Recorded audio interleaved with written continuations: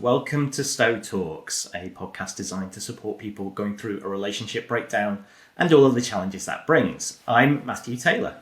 And I'm Liza Gatchell, and welcome to our first live Stowe Talks, which we're equally nervous and excited about, I think is the way we're feeling. mostly nervous, so apologies in advance if this goes horribly wrong, but hey, it should be fun, I think. Yeah, it should be. So we've had lots and lots of questions come in. So we're going to run through the questions now. We may not get to all of the questions.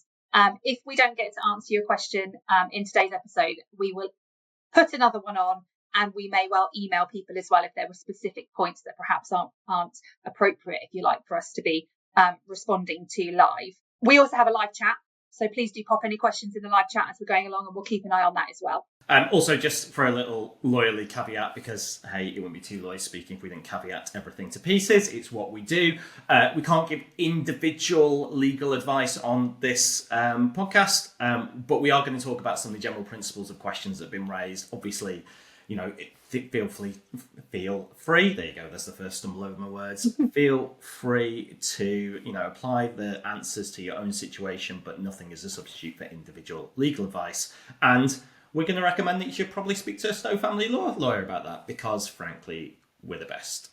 So, shall we get their first comment, from in Germany? There we go. We're international. This is very cosmopolitan. Guten Tag. That's the extent of my German. So, Lisa, let's start off. Nice, easy one. Well, it should be an easy one, but you never know. How long does a divorce take? Let's go from the very start. It sounds like a really straightforward question, doesn't it? Yeah. But it's actually kind of how long is a piece of string a little bit, because it really does depend on your individual circumstances. And also whether we're just looking at the divorce proceedings themselves, so the part of the divorce that dissolves your marriage, or whether we're looking at the financial proceedings as well. And often the divorce proceedings will be paused, and they won't be concluded until your financial proceedings have been concluded, and that can take a bit longer. If we're looking at just the divorce itself, you're usually looking at somewhere between 6 to 12 months. So if you've got a fairly straightforward financial settlement that's already been agreed, and it's just a case of legalising all of that, you should be looking at 6 to 12 months. Unfortunately, though, there will be cases where the finances are more complex, and therefore, the financial part of the divorce could take sort of 12 to 18 months, maybe up to 2 years to conclude, and therefore the divorce will take a little bit longer. Is that your dog? That's my dog now barking. This is to prove it's live. My dog is now kicking off because there's noise outside. Of course there is. Of course there is. So I'm going to put myself on mute for a minute. I'm going to let you carry on talking. I was going to ask you the next question. Does Crumble want to answer it? Crumble can answer. Should we move on to doing pet nups, and Crumble can answer?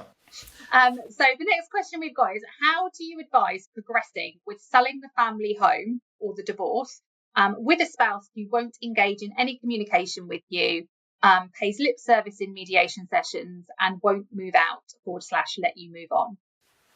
Tricky. Look, if you've got a non-engaging spouse, then your options become quite limited. And frankly, your ultimate thing to do is to start court proceedings, because that can compel someone to take part. We talk all the time about this podcast. We'll talk about it a lot today on the best thing you can do, which is to keep things out of court, which is to use non-court dispute resolution, mediation, discussion through lawyers, collaborative law, all these wonderful things that, if they work, can be quicker and cheaper.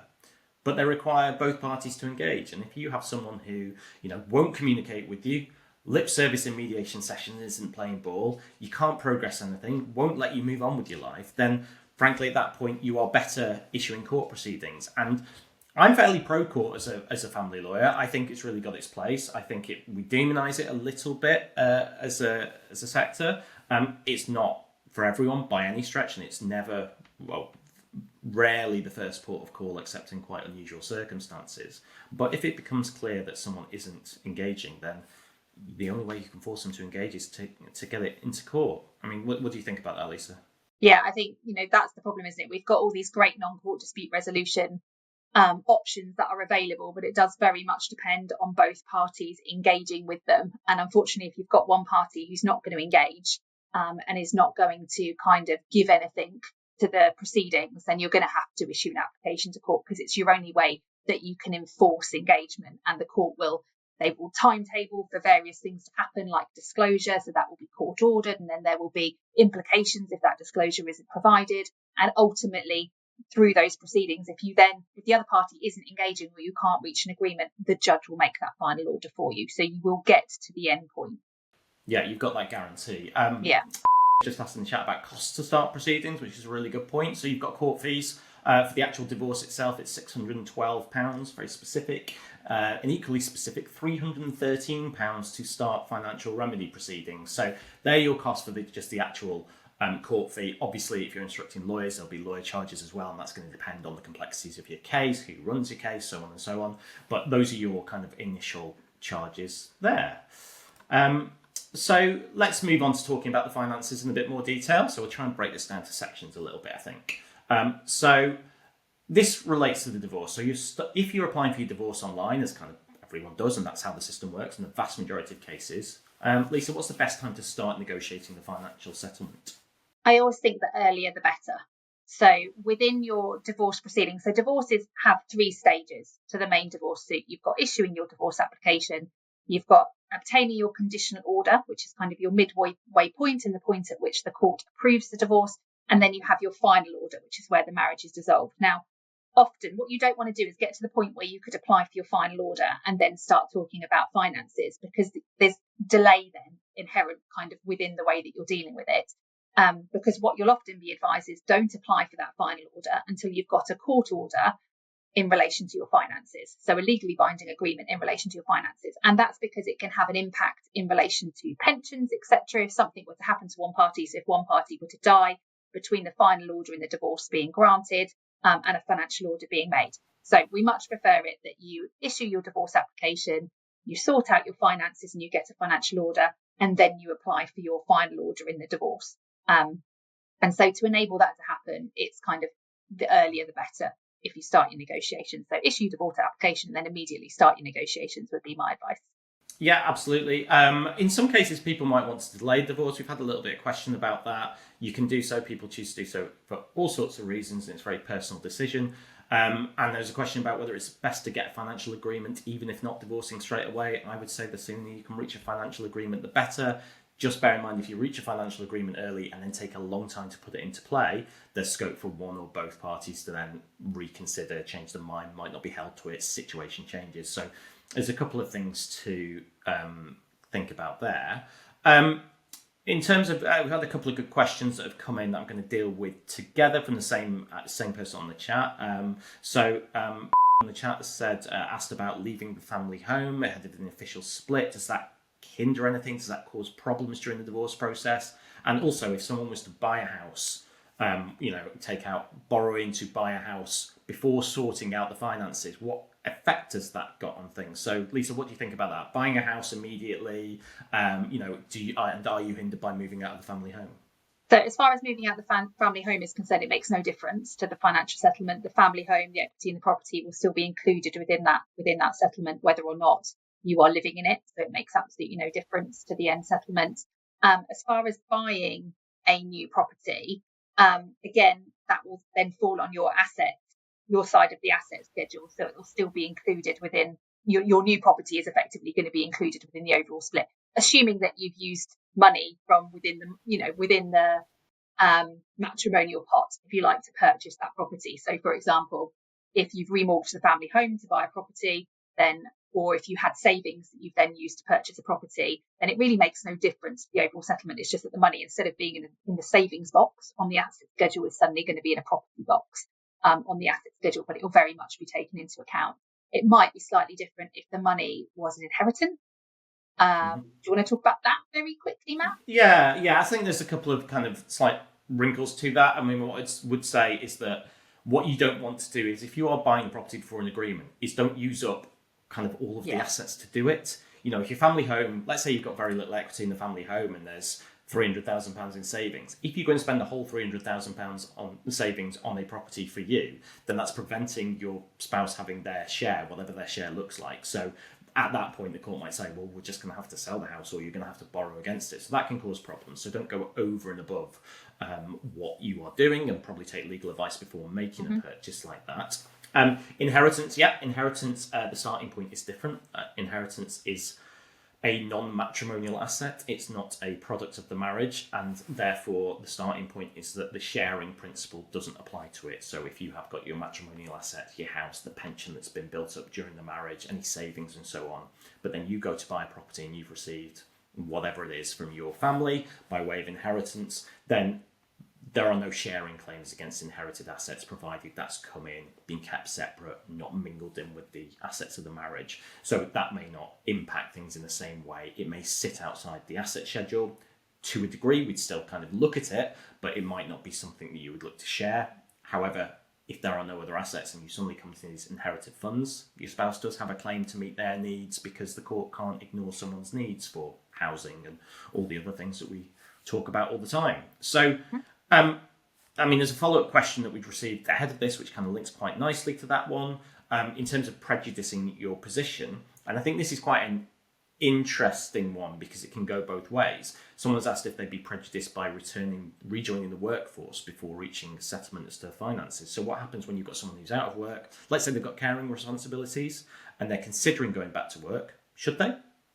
I mean, the reality is that you have a duty, if you like, to move towards independence. So whilst we have spousal maintenance claims, etc., if one party has been the earner throughout the marriage and the other party has caring responsibilities and therefore hasn't worked during the marriage, it may well be that there will be a maintenance claim there somewhere to help support the other party's income needs.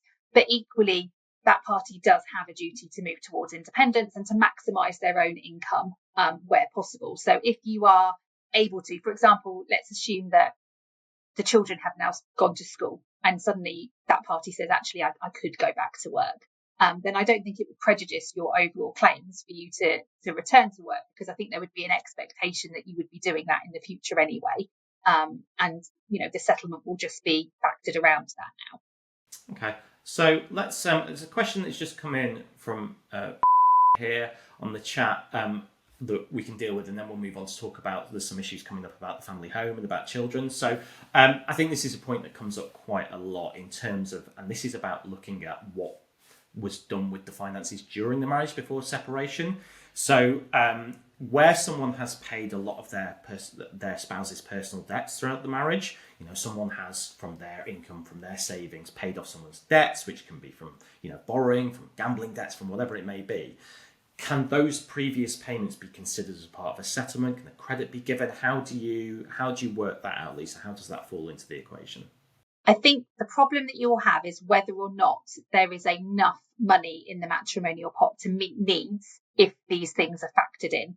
So if by sort of repaying money that's been paid specifically in relation to debts, etc., there then means that there's not enough money in the pot to enable both parties to rehouse or both parties to meet their income needs, then I think it's the court's not going to do that, because what they're going to want to make sure is that you're both able to move forward post-divorce. I think there's also a term where you kind of take your spouse as you found them during the marriage as well. And therefore, if that's how they've behaved throughout the marriage, whilst it might feel very unfair that you have supported them financially to kind of get them out of a hole, and you feel that it would be fair if that money was paid back, it's probably unlikely to be something that the court would support in relation to payments throughout the marriage. You've probably got more arguments if those payments are made post-separation, that should be factored in and taken into account. But I think there's, some of the case law that we've seen that's gone through the courts where there's been horrific spending throughout the marriage in relation to prostitutes and gambling, etc. Predominantly with those cases, the court has fallen on the fact that actually they're not gonna take any account of it, and you run the risk that you could actually spend more legal fees arguing these points than you will benefit from them at the end. Yeah, I think it's something that can sound incredibly harsh to the party who feels like, well, hang on, I've supported this. I've had a difficult marriage because I've supported my spouse all the way through it, and I kind of get double jeopardy by being hit again because I've not got any credit for that. And it is a really tricky position. I think there's generally, though, a public policy perspective, too many P's in that for me to be saying on the live broadcast, where the court doesn't want to unpick decisions that are made during the marriage. The viewpoint is very much like, what's the position now and how do we move forward? Going back at decisions that are made during the marriage, because obviously both parties have got different perspectives on that. So the amount of court time that's involved in arguing through that can be disproportionate, as you say, Lisa. So there's often a bit of a hard stop. It's not impossible, as with most things. There are different cases and it's fact specific, but on balance, it's not something that's easy to run. Yeah. So let's move on to some family home stuff, I think. Family home? Yep. So the next question on the family home then is, can I defer my claims to the house, etc., to allow my spouse to live in it for a period of time? Yeah, and we've had a couple of questions live in the feed about this sort of thing. Can someone be forced to sell a family home when they're still living with it and the children? I mean, yes, is the answer to that. The court can make an order for sale at any time. I think there's been probably a bit of a change with this over time to a degree. So it used to be quite common to have what were called Mesher orders after the case of Mr. and Mrs. Mesher in the 90s.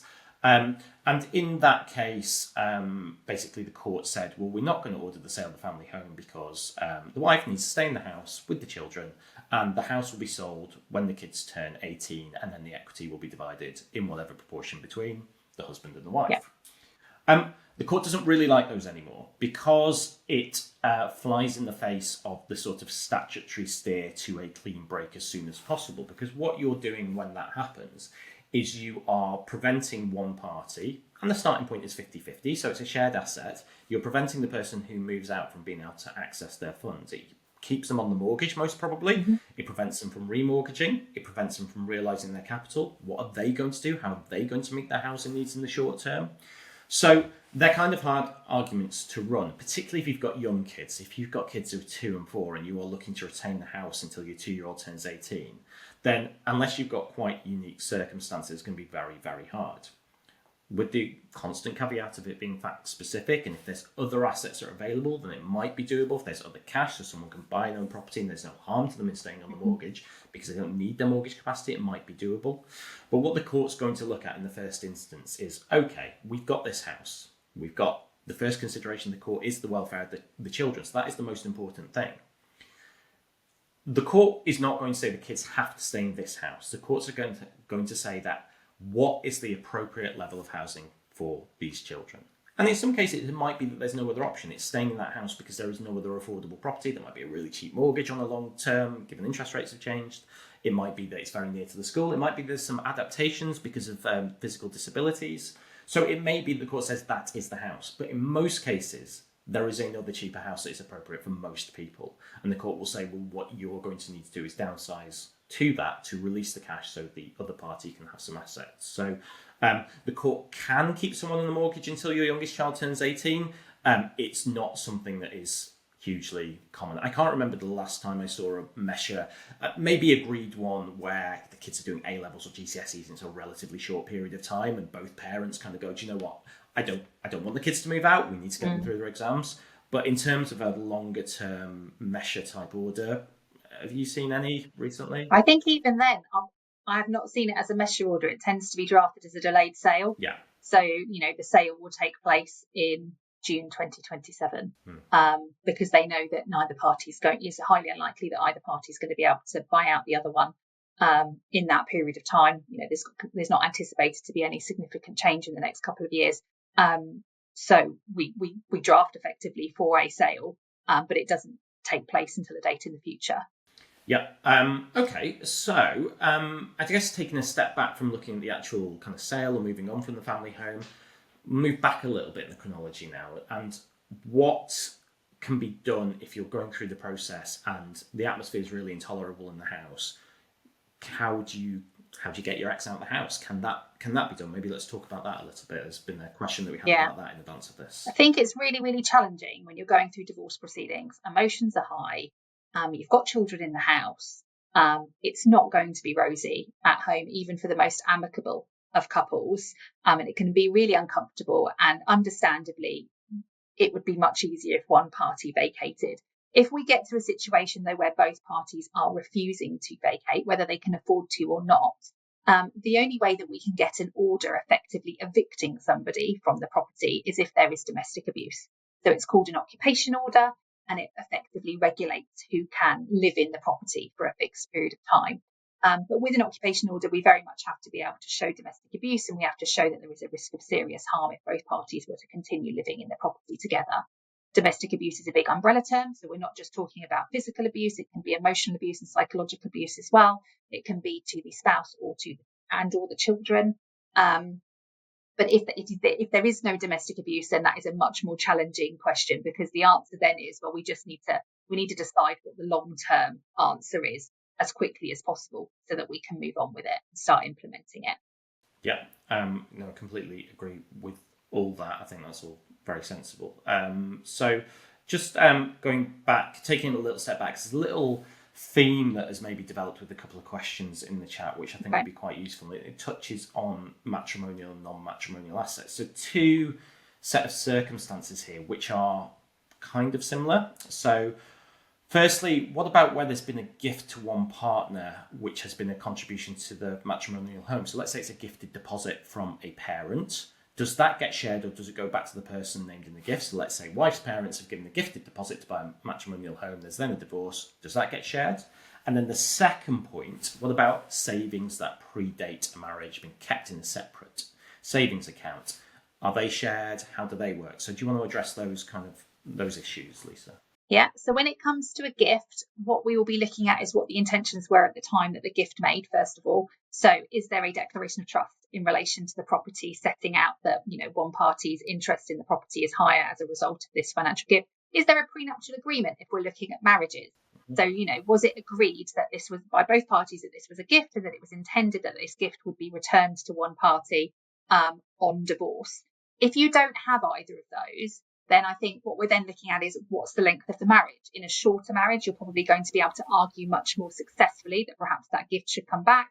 But equally, if you've been married for 30 plus years, a gift that was made 30 years ago to the purchase of the family home that has then been the family home throughout the marriage you're highly unlikely to convince a judge that that gift should come back.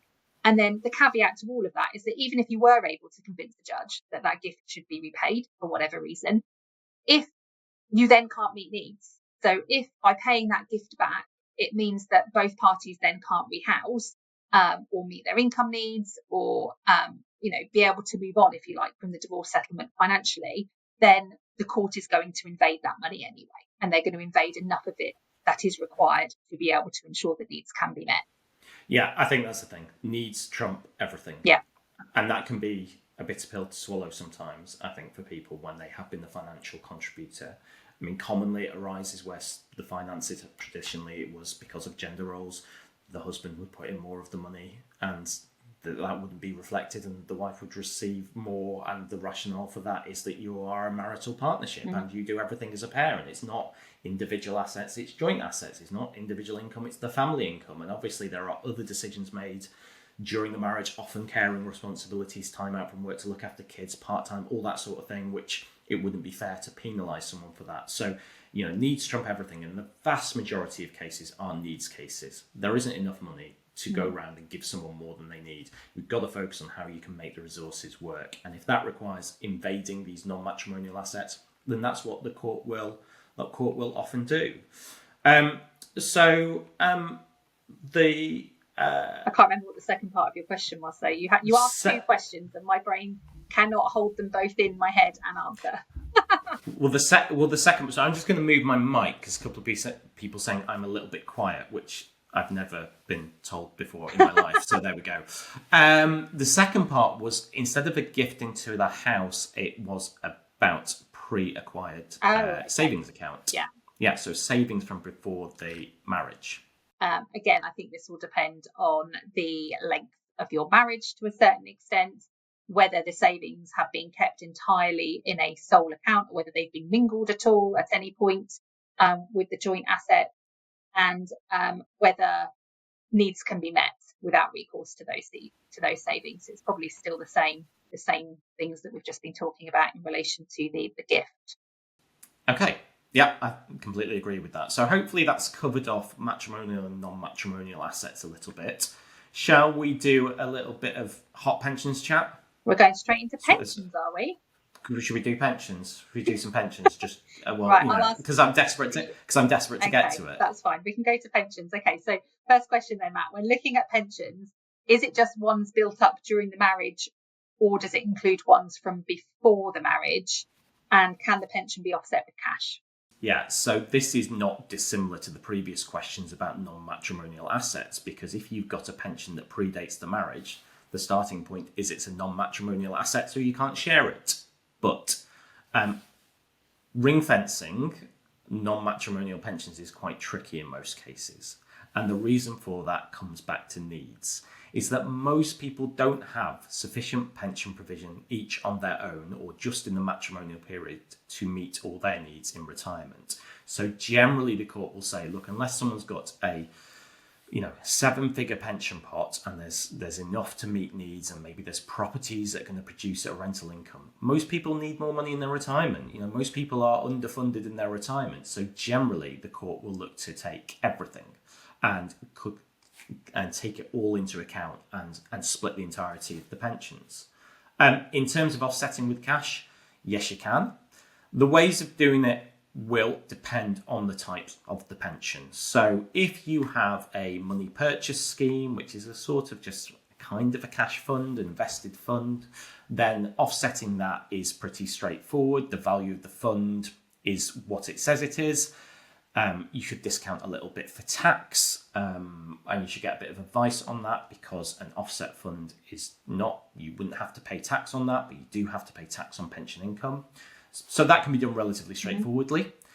If you have any kind of career average or final salary scheme, it's really complicated, and you need an actuary to advise on it, because it's comparing two entirely different things. So yes, you can offset these defined benefit schemes, but our advice is always get an actuary's report on there, because it's really complex.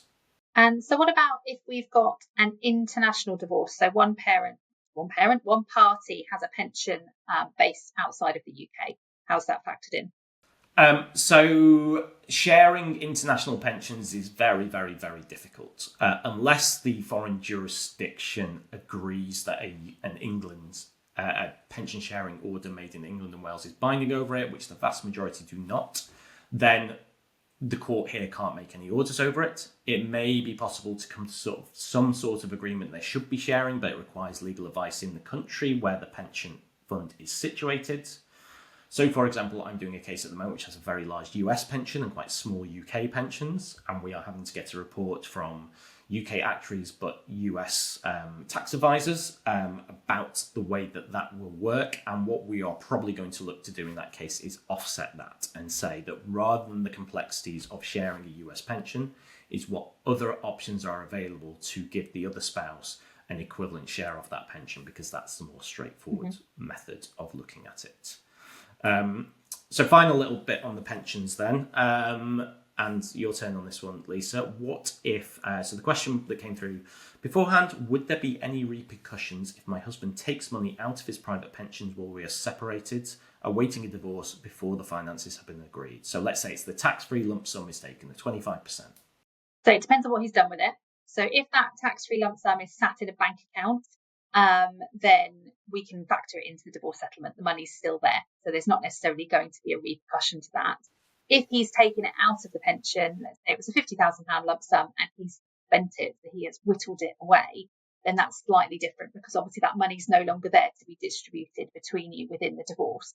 And it's at that stage that we can then potentially run an add back argument, which is where we effectively put that back onto the spreadsheet and say, well, whilst that money's not there anymore, he has effectively had £50,000, and so we're going to factor that into the settlement. But as always, needs trumps everything. So it will depend on what other assets are available as well. If this arises during proceedings, I actually had this yesterday, is that the other party said we intend to take our tax-free lump sum, at which point we'll write to the other side and say, agree to preserve those funds pending settlement in some way, shape or form, at least a chunk of those funds. So, and there are injunctions that can be applied for if they don't agree. Yeah, so you could get a freeze injunction if you needed to. Two quick pension questions that have come in on the chat. Any answer to CETV unavailability for teachers' pension? No. No. I mean, they are starting to come through, is the only thing I would say. So I had a case where the CETV was applied for in November of last year, which is not a particularly long period of time, given some of the cases that I've heard about.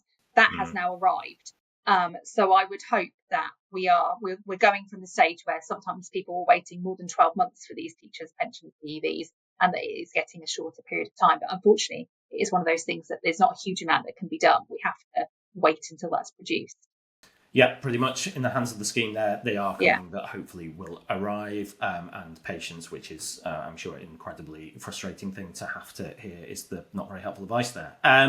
What about if one party didn't contribute to their own pension and then expects a share of the person's pension who did contribute during the marriage? This comes up a fair bit, doesn't it? It does. It does. I mean, I spent a significant amount of my career working with members of the armed forces.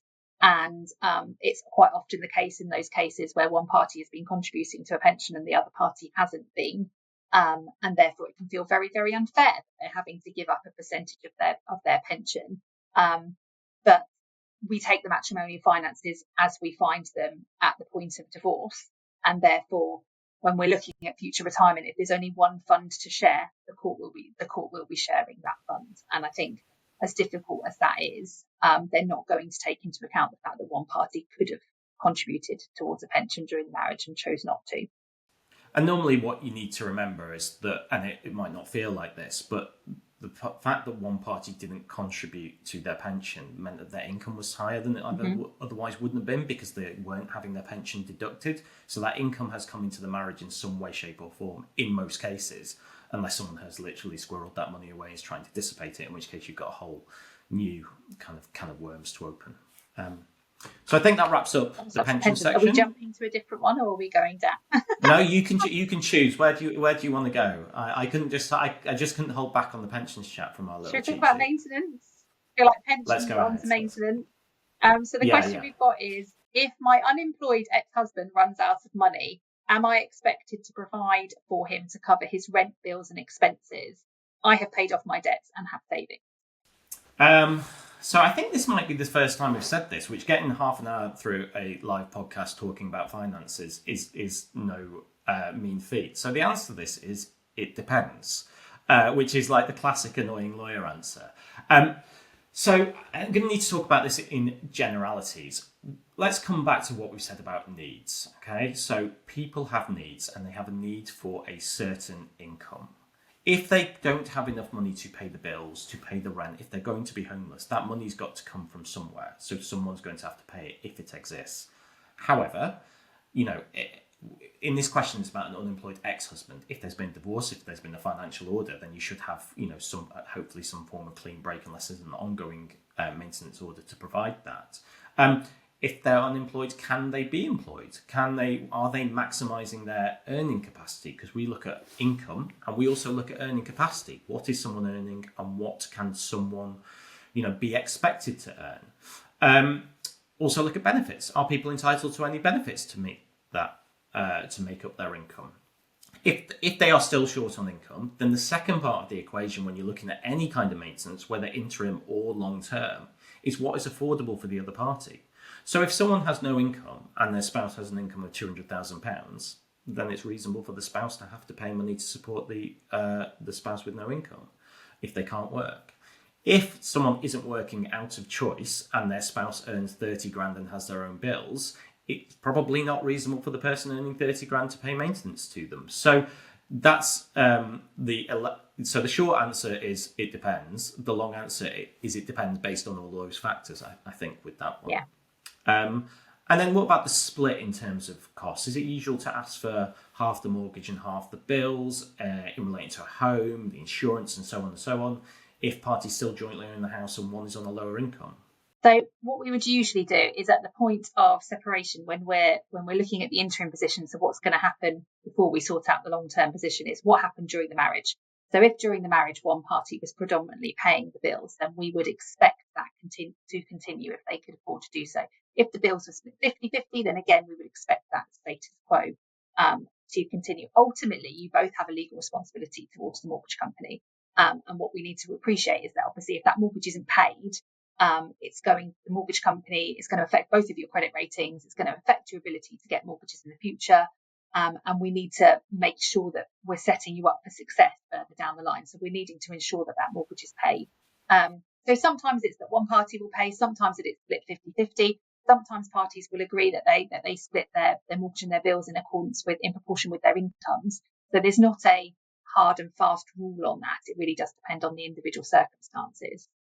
Yeah, I think in general, when you're looking at maintenance, there's a few steps you should go through, because there's been a few more questions on the chat about this of people saying they can't afford to pay the mortgage themselves. Should their husband pay maintenance? And someone saying should the same position, but the genders are reversed. So these are the steps you need to go down while analysing maintenance. And this is a step that I think any family lawyer should take. Looking at the recipient party, the party who needs the money. What is their income and what is their expenditure that they need? They really, really need. And then on an interim basis, we're excluding, Christmases and holidays and things. It's your basics. What do you need?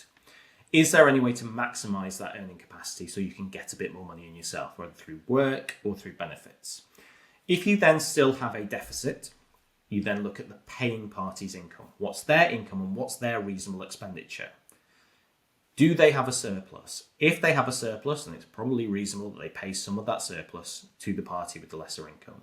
If they don't have money left over and they have to meet their needs, then it's quite difficult and potentially both parties have to cut their cloth. Or is there any capital that you can look at, some savings that can be used to plug the gap? Or can you lower your expenditure? Can you have a mortgage payment holiday for a few months to buy yourself a bit of grace? Is there other things you can do? So hopefully that's a little summary of the factors that we would look at. Again, individual circumstances and individual advice are going to be needed for any specific kind of scenarios there. Shall we move on to court orders? Yeah. So we've got what happens if your ex-partner breaches is not compliant with a court order? Now there's two questions here, because we get interim orders. So as we're going through financial proceedings, so for example, they've been ordered to file a Form E, and they've not complied with that. And then I guess we get breaches in relation to a final order that's made, perhaps for an order for sale that somebody's then not complying with. Yeah, so the court's got quite extensive powers to enforce orders, and whether that's directions for valuation evidence or Forms E, if someone isn't doing what the court has told them to do, as a rule, the court isn't really that happy with it, because judges like to be followed in their orders, and that's why we all do what we do and why the court system exists.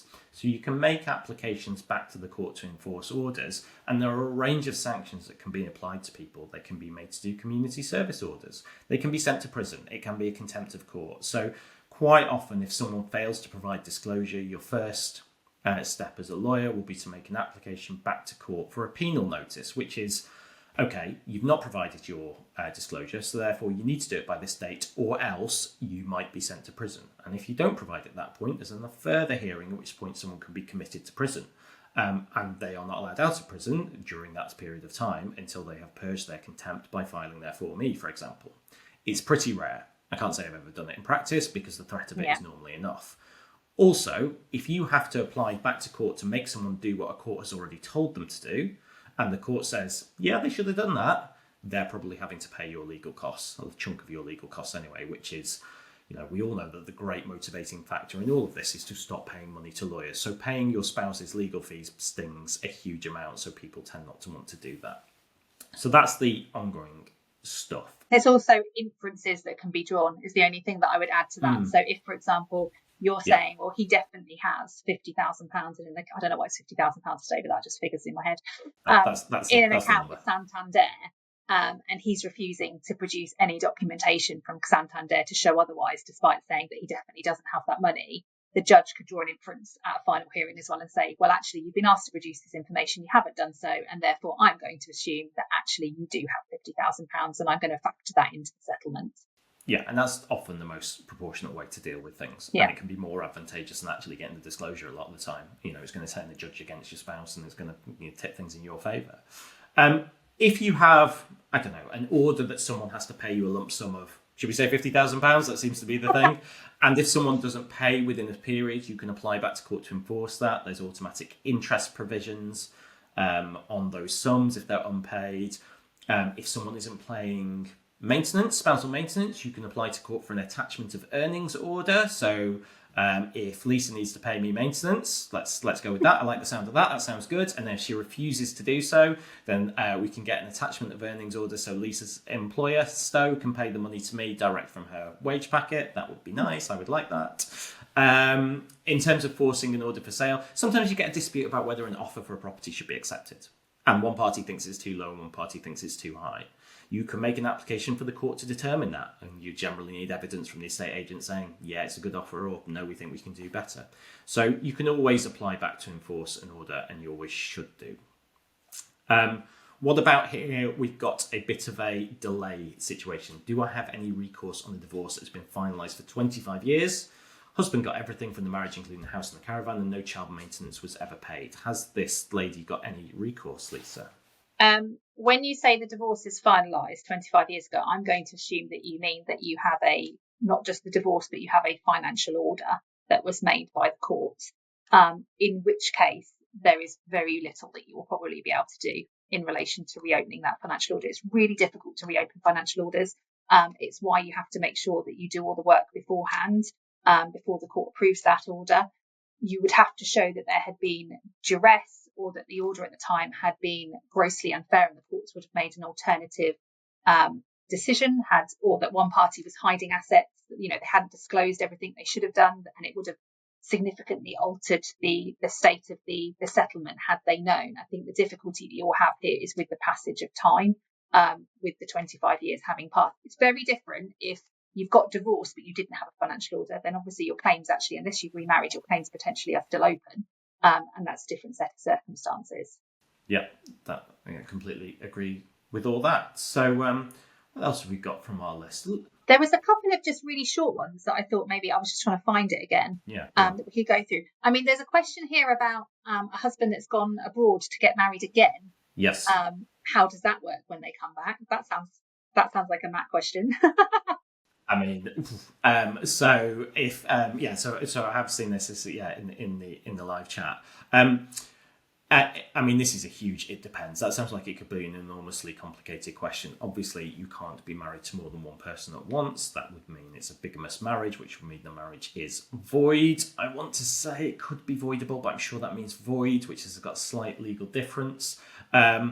It would depend on your set of circumstances. That I think leading on from that is, but if you are divorced and they remarry, then your claims still remain open. Now, if you remarry and then you want to bring claims against your spouse, you may not be able to, depending on the circumstances. There's something called the remarriage trap, which means that if you haven't done certain things on your divorce paperwork effectively, if you remarry having not exercised your financial claims, and financial claims go on indefinitely, there's no long stop date, you may be prevented from doing so, except for the exception that pension claims survive remarriage, just because of the way the statute is drafted. So your claim should remain open if your spouse remarries. It shouldn't change things. Following on from that, from the same person asked if there were assets overseas that could be taken into account. Absolutely. We always factor in overseas assets. It is a lot more complicated often, and it depends what jurisdiction the assets are in. Are we talking about a villa in Spain, or are we talking about a manufacturing company in China? Those two things, as random examples, are worlds apart in the way that you deal with them. But we would always look at worldwide assets. You may need some legal advice in that foreign jurisdiction as well. Our stepchildren. I'm just going to throw questions at you now. We'll try and get them done. Are stepchildren children of the family for the purposes of divorce? Yes. There we go. That's nice and easy. Yes, for the purposes of divorce and capital, there are. I mean, I almost gave a very straightforward answer. It's not necessarily the case for child maintenance. That makes it very different, and generally not for child maintenance, save for certain exceptions. Because there's always exceptions because of the law. If you're living in a family home, I've got them all whilst talking now. Yeah, you're absolutely hammering me with these. If you're living in a family home that's owned by somebody else, a third party, let's say a parent of one of the parties, can your spouse make a financial claim against that property? Okay, so this was a nice easy one after 45 minutes. So no, you're not divorcing your spouse's parents, so you don't have claim against that property in and of itself. The exception, however, is if you are making some sort of assertion that while the property is held by the parents legally, the actual beneficial interest in it, as in the value in the property, is held by your spouse. And if you can establish that, then it becomes potentially a matrimonial asset to which you've got to share. Not an easy thing to do. You need some good evidence to show it. Very complicated. They're known as intervenor proceedings because at that stage you have three parties into your divorce, which will probably need court proceedings. So you have husband and wife and parents. And clearly parents and wife are normally going to be aligned, and it's against the husband, and there are cost consequences. So there is no automatic right to a claim against that property unless you can show there is some form of agreement, some sort of evidence which suggests that the wife does actually have a financial interest in the property. And what if you're named as a beneficiary in a will? Will that be taken into account? So you've got really, you've got parents who have got significant assets themselves, and you will ultimately, or you or your spouse will ultimately inherit all of those assets in the future. Will the court factor that into the settlement? Very unlikely. Just being named as a beneficiary doesn't really mean anything in and of itself because people can change their wills, and there's no guarantee that you will receive that at any point in the near or distant future. If, however, you are beneficiary and your parents are tremendously unwell and you are likely to receive a significant inheritance in the near future, the court could take it into account in terms of meeting needs. But remember what we said before, it's going to be non-matrimonial, almost certainly. That doesn't give the spouse a right to a share of it, but it may mean that that spouse who hasn't received the inheritance gets a bit more of the matrimonial assets because the inheritance receiving spouse receives the inheritance. But only if that's required to meet needs, not you don't just get some extra because an inheritance is on the way. That's not a matrimonial asset. So it's, you can't control someone's family effectively. Perfect. And if they've got the money in the account to pay off their mortgage, should they? You should take independent financial advice on that, and I'm not touching on that. Independent financial advice and speak to a lawyer. Outside of our remit. Yeah, absolutely. I'm just trying to see if we. There's one that I wanted to ask you, Okay. and I think we're going to wrap up pretty shortly because we haven't touched on this. So companies. There's a question: if a husband, director of a family business, am I entitled to anything effectively? Particularly in this case, worked part-time for the business for 15 years while raising the children. So the business will be an asset of the marriage and something that will need to be factored into the settlement. So it will be an income stream and also potentially a capital stream if they're a shareholder of the business and they've got an interest. The business would need to be valued. Businesses are all very different. So some businesses are purely an income stream, whereas some businesses actually have a quite significant capital value that would need to be factored in. Yes, so businesses absolutely will be taken into account. It's probably way too complicated to go into exactly how within a quick spiel. Yeah. And that's if someone's a shareholder. If they're just a director and just an employee of the business, they don't have an interest in the business, then no. And you're looking at it from an income perspective, so it comes back to maintenance and needs from that perspective. Perfect. I think final question, because this is quite an interesting one that comes up a little bit, and then I think we probably bow off. And I'd like to thank everyone for the questions. We've not got through everything, but they've been fantastic. So last one: if my wife doesn't have a solicitor, will the court or my solicitor favour me or her in the financial order? If you walk in and you've got a solicitor and you're trying to get your finances and your spouse is unrepresented, what's the judge think about that? The judges like their jobs to be made nice and easy for them. So I think they would much prefer to have both parties represented because it will ensure that they've got a nice trial bundle that's been completed, that all the court documents that they need are there. Dealing with litigants in person in court proceedings is incredibly difficult because they are held to the same standards of lawyers as far as the documents that need to be produced. But obviously, as a layperson, they don't have the same knowledge as to how those documents should be produced. Ultimately, it shouldn't make any difference to the overall financial settlement or the way that the court is viewing it, because the law is the law, and that's the judge should be balancing it based on needs and Section 25 criteria, and that shouldn't make any difference as to who's represented. The reality is that if you're represented, your legal team should be in a really good position to set your case up as well as it possibly can be. In a way that perhaps your ex-spouse who's representing themselves won't be able to do. So certainly, the mistakes that I see when people are representing themselves are that they're following arguments that the court just isn't going to take into account. They get on the wrong side of the judge because they're talking about things that the judge isn't interested in. And by being represented, obviously that's not going to happen because your solicitors are going to guide you in that. Yeah, completely agree. Well, hopefully that was been helpful for everyone. I really enjoyed that. That was good fun. Yeah, no, it was good. I can't believe we're 50 minutes in. That went really quickly. That absolutely flew. So thanks everyone for joining. Thanks everyone for the questions. Apologies to anyone whose questions we couldn't get to. We will hopefully, we've genuinely been inundated questions beforehand, and we've had such a good response during the chat that we'll hopefully run one of these again. That's if we don't get off this and our producer team tell us it was terrible and we're never allowed to do it again. So, that little bit of jeopardy will leave you hanging on. Obviously, if anyone hasn't checked out our other podcasts, go back on YouTube and Apple and Spotify. There are about 60 on there. We're about to launch the next series with more to listen to on all sorts of different topics, and this one will go on there as well once it's been edited to make us sound better. And if you could rate, like, share and review, 5 stars all around, that would help us out a huge amount. Brilliant. But aside from that, that's goodbye from me, I think. Yeah, thank you so much, everyone. All right, take care. See you soon. Bye-bye.